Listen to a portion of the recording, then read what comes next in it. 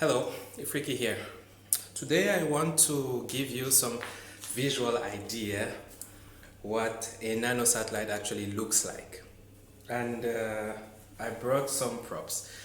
I got them from the University Space Center of Montpellier, and these are 3D printed models, but they show you the actual size of nanosatellites in terms of units.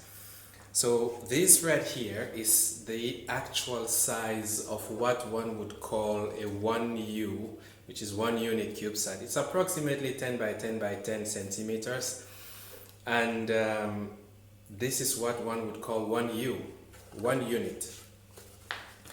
And the size of nanosatellites are estimated in terms of this 1 unit, this dimension, and it is multiples of this, right? So you have 1U, which is basically this.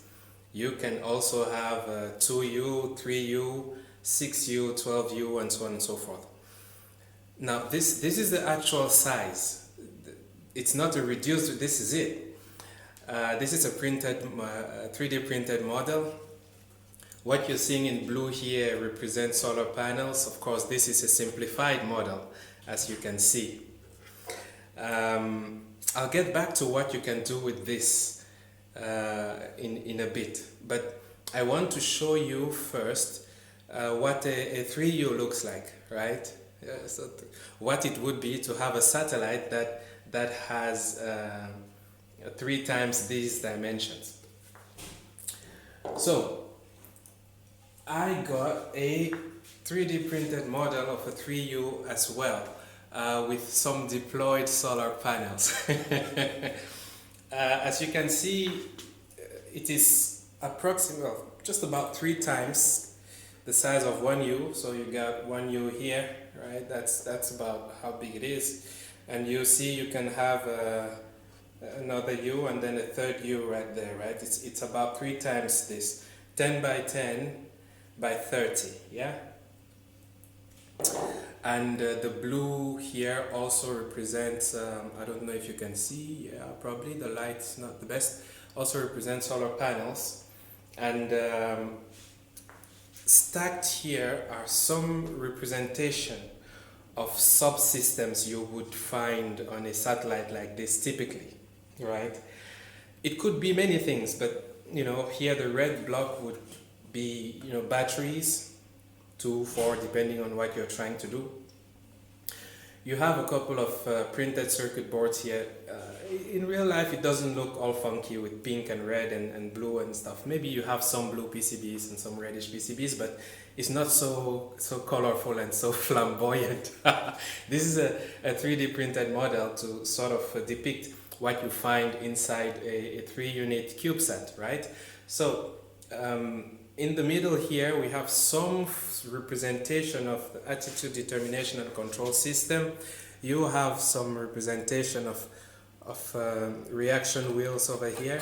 These ones actually turn. This is quite fancy, right? This is a fancy model because its wheels here actually turn. You have magnet torquers here, magnetic rods that are used as part of the ADCS. And you have here some representation of a star tracker, right?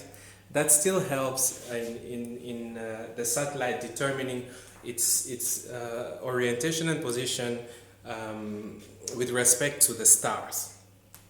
And you have some representation of an antenna down here, right? So thanks to CSU Montpellier for allowing me to show you this. It could have been a more realistic or more real setup, but then I would be showing you a little bit too much, right? There are just some things that are just not ready for me to show to you, but this at least does the job, right? What can one do with this? It's somewhat weird. Sometimes people look at this and they're like, this, it's a toy. And indeed, when the whole nanosatellite era began, these were considered mostly as toys, and people didn't give it much credit. So what can you do with this? Well, on one U like this, you can put lots of scientific experiments like the one that ZA-Cube one carries, and like the one that the Robusta series. There's a set of 1U Robusta CubeSats. I'm giving you these words, ROBUSTA, you can Google it, and the ZA-Cube 1, ZACUBE1, that's the number 1. And you'll find out the awesome stuff you can do with this. You can put on it a camera that is going to, it's not going to be the fanciest resolution, but depending on what you're trying to see, you will get some images. And these you can find actual missions, actual 1Us like this, flying as I speak now, collecting these images, doing some interesting science regarding the effects of the space environment on devices, and also regarding how you can get a better understanding of the radiation pattern of very, very large antennas in the South Pole. You see this little block, this is the actual size. In reality, an actual 1U satellite would probably be about, it was going to be less than 1.5 kilograms heavy. But this is it, this is the actual size. So if you were to walk into a place where they make 1Us and you were to be handed a real one, this is it. This is as big as it's going to be. What can you do with a 3U like this? Wow. Listen, you can already take better images than that because you have more space for the optics. You can detect fire with something like this. You can monitor your borders with something like this. You can do real fancy experiments in terms of exoplanet searching. You can detect planets in other solar systems altogether with something like this, right?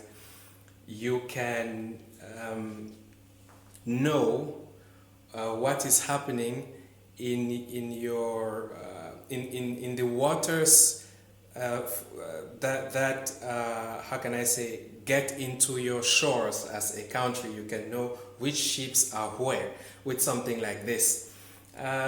So you can effectively do security, you can do disaster management and monitoring with a 3U CubeSat, not bigger than this. This typically would be just under 5 kilograms. I mean, some get to 5 point something kilograms, but typically it's just under 5 kilograms, this size of a satellite. And many private companies, many universities build these types of satellites. They are by far cheaper than some of the satellites that we are used to, the ones that are bigger than buses and stuff. And they have changed the way space is utilized. And there are many things that you can now do in space that you could not have done before. And you can do them now because one can put technology of this size in space. This is what I wanted to share with you today. I hope you enjoyed it. And until next time, talk to you. Bye-bye.